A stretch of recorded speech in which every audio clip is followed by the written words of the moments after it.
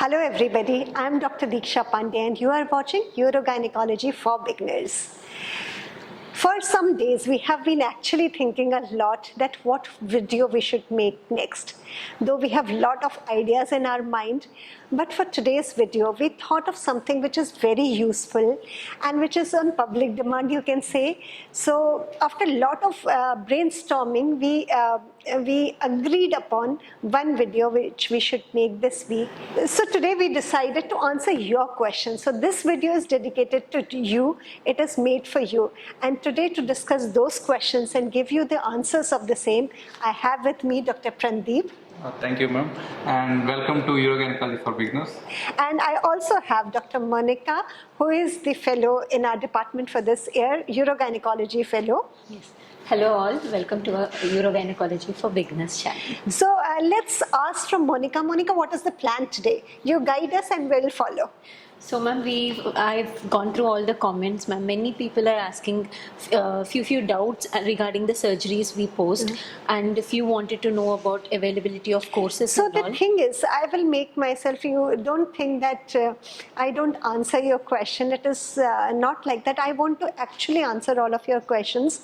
But the problem is sometimes the time constraint, the time when I see the message, that time I'm busy somewhere and I think that later I will answer your question and then it doesn't happen. And sometimes what happens that one question is asked many times.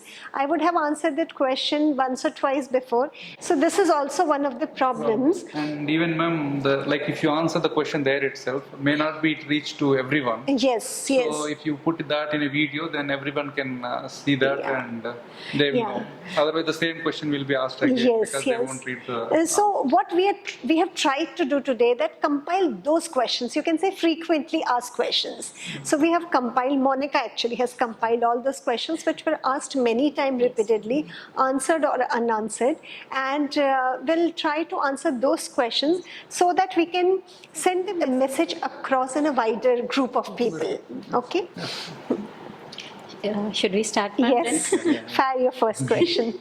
Yes, the question is from Hannah and Rosue, ma'am, both of them. This is regarding our urethral diverticulectomy surgery. How long we leave the Foley's catheter to ensure healing in a case of urethral diverticulectomy? So Pranadeep will answer this question. Yeah, I think this is the recent video we have posted in our channel. So regarding Foley's catheter, usually we will keep for 4 weeks. And this is different from what we keep for any urinary bladder injury, where we will keep up to 4 to 6 weeks. Whereas this is in the urinary bladder injury, we keep the catheter for 4 to 6 weeks to give the bladder rest. Whereas here, this is not for rest. This is to keep the urethral lumen patent. What happens in the urethral diverticulum surgery is, like we have to open the urethra to completely excise the diverticulum. So once the diverticulum is opened into the urethra, so we excise that tissue and put a catheter there. So we suture it. So that lumen which we have opened needs to be sutured also. And then to for the proper epithelialization of that suture and for the urethra, we keep the catheter for 4 weeks. Yeah. So 3 to 4 weeks is okay duration. Actually healing if you go according to literature, 3 weeks are enough for healing.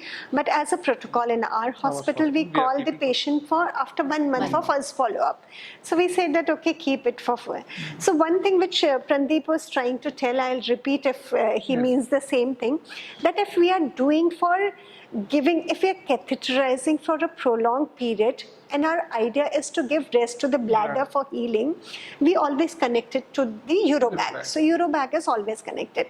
But understand why we are doing this catheterization, just to maintain the patency of the urethra, so that because it is a very narrow area, so that stenosis because of scarring and cicatrization does not happen.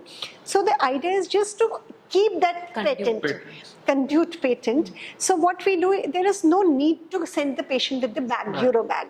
You can just cap the catheter and ask the patient that whenever she feels like after 2-3 hours, she can open that cap and empty her bladder. So there is, I think, carrying that bag full of urine is more embarrassing and more difficult in daily life for a patient rather than just keeping one catheter inside. This is the main difference between the bladder injury where we put catheter and Urobag. urobag.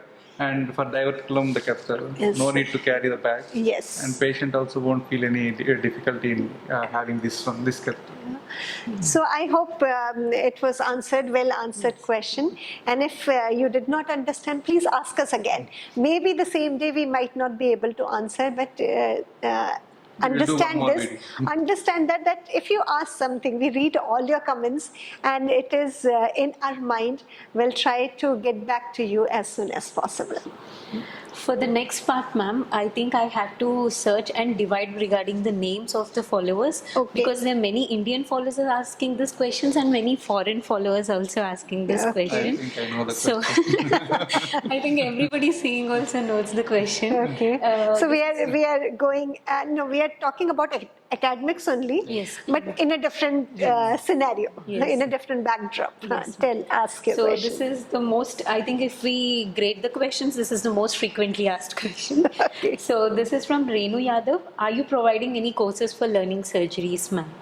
So this is, let me tell you that I cannot take so many responsibilities. So our new overseas academic coordinator is Dr. Pranadeep, who will be looking after, so he will tell, we are planning to start some overseas courses because we get more queries from them. And for Indian people, we are always there, and for them we have to do more planning. So, but Indian people also, if they have any questions, Pranadeep will be able to answer. So Pranadeep, what is the plan? Can you elaborate? Yes, ma'am. Actually, first of all, regarding the academics, yes, we are starting the academic program, but this is like 1 week program. And initially, we are trying to start this program for international medical graduates or international doctors. This is mainly because a lot of questions and inquiries are coming from the international doctors. So what we are thinking is between October to December, we will start a course for 1 week. During that 1 week, probably we will do around 10 surgeries in our OT, and we will allow 5 to 6 people for that 1 week, and then we will teach them one-to-one academic regarding the urogynecology, as well as the cases we will allow them to observe in our OTs. So, and we want to see it's like a starting pilot course. Yes. And then how it goes, then depend upon the how we got the result, how much difficulty, what were the logistical issues. We'll try to do it further. Depend upon the feedbacks, then we want to continue further and see how it goes. And regarding the for Indian doctors, probably the next year, or otherwise we have already fellowship here with our madam. So if you are interested in joining fellowship, who better person we can find who can tell you about the fellowship? So our own fellow. So Mounika is doing fellowship this year, and she is actually, I knew her for last, I think before the first fellowship, she was in touch with me. And though it is totally a pure merit-based interview which we conduct, but her name was top in my list that time also, that I had made up my mind that if everything goes on well, this is the candidate I want for my fellowship. So Mounika, you tell about the fellowship, how the fellowship comes, and maybe you are the best person to tell that. Yes, ma'am. First of all, thank you for the opportunity, ma'am. And the reason why I tried for the fellowship is through your YouTube channel only, ma'am. I think many people will be connecting to my perspective because they know you mostly through YouTube channel only. Because learning through YouTube channel and coming here and real-time experiencing the surgeries is a whole different level. The pre and post-op managements are also very good. And I feel even the diagnosis part, which we don't discuss much in our videos, I think that is something which we have to pick up, because there is so much in urogynecology to learn. Exactly, and there is so much in urogynecology which could not be content in one video or one YouTube channel or anything. It's best to come here, spend your time, learn everything by hands-on from ma'am. It's very good course. Whoever is aspiring to become, because there are very few courses available right now in India, ma'am, and who are willing to teach like you. Definitely, we should give the credit to madam. Yes, It's a team. It's a team. 2023-24 batch we have joined, ma'am. 2 fellows were there, and I think we will be having next fellows by December ending or next year January, 2025 January. Regarding the course details, we will be announcing in the October. September. And one change we are just thinking on that, because we think that 1 year course might not be enough. Sufficient. So what we are thinking, we are making it 18 months or 1.5 years course, in which first 6 months will be overlap when our old fellows would not have gone out and new fellows would have joined. That is the interval period, or that interconnecting period, where we want to freshen up your general gynecological skills. Because urogynecology is like, when your base is strong, then definitely we are also more confident to give you hands-on, and you are more confident to do. So those 6 months will just freshen up your gynecological surgical practice and maybe some decision making. And on top of that, for 1 year, we can teach you urogynecology. This is the plan, and you can comment if you have, you like it, you don't like it, what is your view, you can tell us on your feedback on the comment box below. Okay, so as Monica was saying, probably in October, November, we'll announce the next fellowship, we'll do the interviews, and the plan is to take the next batch in the month of January, because for the start, and maybe this program will be for 1.5 years. We have not yet finalized, but we'll let you know during that time. And next question. And if you have any further question, you can connect to Monica also. Personally, if something you don't want to ask in public platform, she is very receptive. And this is how she was connected to my earlier fellows of Vritti and Dheera. So it is a good way of communication. I think we also improve when we get feedback. Some things you cannot directly ask, you can feel free to ask her. Thank you, ma'am. And before that, I want to share Pranadeep's number. So Pranadeep will tell his mobile number, but don't trouble him too much. Ask the questions which are relevant and through WhatsApp, and we'll put it below, down here also the number. Yes, actually, we are working with the logistics when to give the updates. So in the meantime, if you have any doubts, you can ask over my WhatsApp number, +91 81 795 24659. So thank you, Pranadeep. I usually don't share my phone number, but he has been gracious enough to share his. So request that ask the question. If you are serious about the program, don't just shoot your question because you want to. Ma'am, next is some surgical question, surgical doubt. Okay. This is from Harita. First clamp of all the corneal structures are included in abdominal hysterectomy, ma'am, in your videos. How to avoid ureter during this step? So Pranadeep will answer this question. I think regarding this question, the difference is like if you want to remove ovary or you want to retain ovary, there the trick lies. If you want to retain the ovary, there is no problem with ureter at all. You can clamp all the 3 structures there in a single clamp without having any problem, in, like any doubt in injuring the ureter. If you want to remove the ovary, then you have to be as near as to the ovary, because the ureter will be lying close to the IP ligament, infundibulopelvic ligament. So what we should do is, we should give proper traction to the contralateral side, and then put your clamp as close to the ovary as possible, and then you can go ahead. So what usually I teach in hysterectomy, any of the hysterectomy, abdominally or laparoscopic, if you are doing, the area from the starting clamp till you reach the uterine clamp, if you are retaining the ovary, actually that is the safest zone as far as the ureter is concerned or blood vessels are concerned in your surgery. So there is no problem till you reach there. But if you are removing the ovary, the first thing you have to consider, and it is a simple trick, it is not a big science, just traction and remaining close to the ovary will prevent you from ureteric injuries. The second side then is the uterine artery. So there is a different trick. We are not going to, you will find find it in our videos how to clamp yes. it. And then the third site, we'll discuss the third site also, uterosacral, or when you are doing the vaginal wall, when you are closing. So these are the important steps. And the advantage of vaginal hysterectomy is because we are doing it ulta, so the risk of ureteric injuries are, if you have followed the steps properly, then the chances, even you can minimize the chance of that much ureteric injury also. Okay, so should we move on to the next question? Yes, ma'am. Next question is by Hamad, ma'am. When to avoid Maylard's incision and what are the contraindications of it?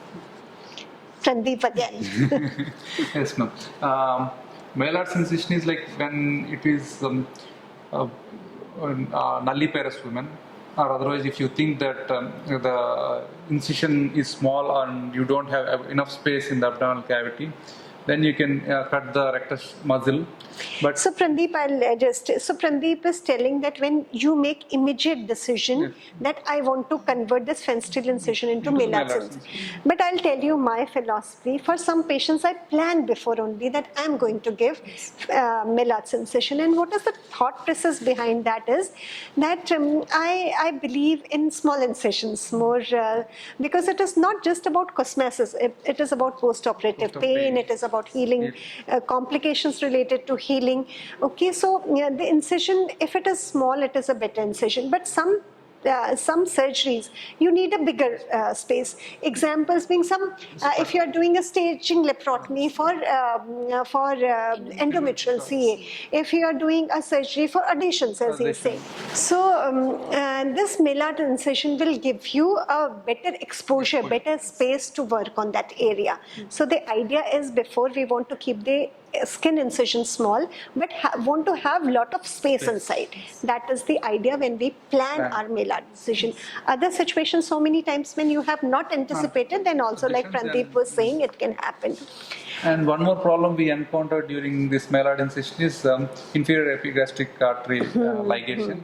What we will do is we will go from the lateral side of the rectus muscle and ligate it and then cut entire muscle, not partially. So there was one question, why this discussion came, because there was one question, somebody said that if we are not seeing that artery, we should, can we avoid ligating it? My answer to that question is no. You should search and try to ligate it in all cases, because what happens, the artery, inferior epigastric artery, lies below the lateral border of the rectus muscle. And when you are giving that incision, when you are converting your fenstrial incision into a Maylard muscle cutting incision, the idea is to cut the entire muscle.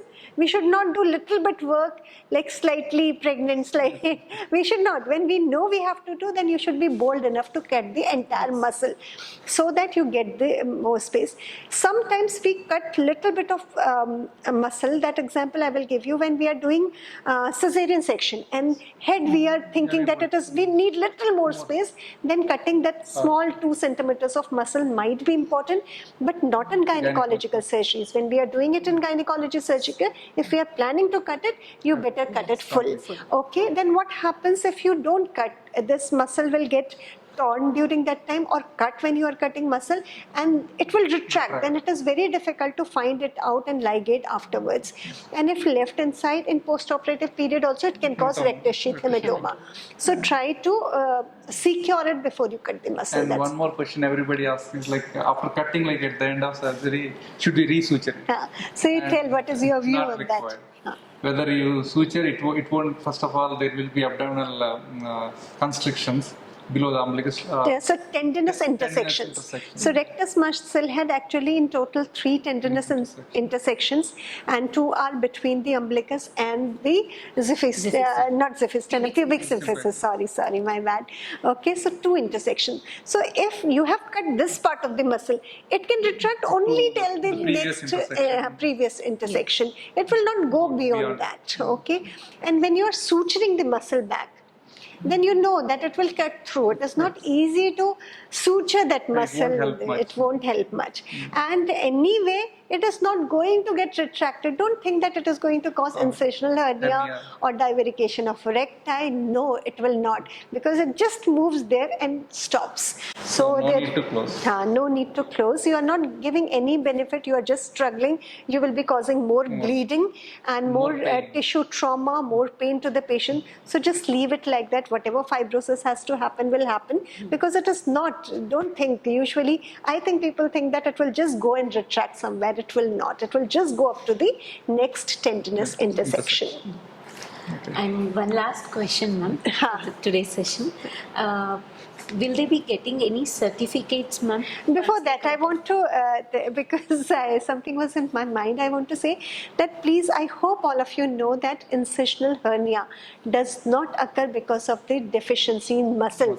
It happens because of the, yes. So closing rectus sheath nicely is more important as far as herniation or burst abdomen is concerned, rather than closing and thinking about what will happen to muscle. After this, please ask. I'm so sorry. You can ask your next question. This is actually a very good point to share to the audience also. I hope they know it, but still I thought I'll repeat it. It will be a neat question also. Is it? Okay. Yes, ma'am. And one last question from the audience, ma'am. If they're coming for 1 week courses or something, will they get any certificates from us, ma'am? Yes, definitely they will get a certificate for observership, for 1 week observerships. And if there is in future, if we are starting more than that, then for them also we will give. But right now we are. So if you come here, the certificate will be given. Yes. Okay. Yes. We are working out the logistics, and we will give update on when it will start, exact date. So if you have plans to come, start writing your question for one-to-one discussion. Think of how to apply for visa and all other logistics, and keep in touch with Pranadeep. He'll guide you for further details. We will help you. And I think end of the session. Okay, so with this, there are so many questions that actually we want to answer.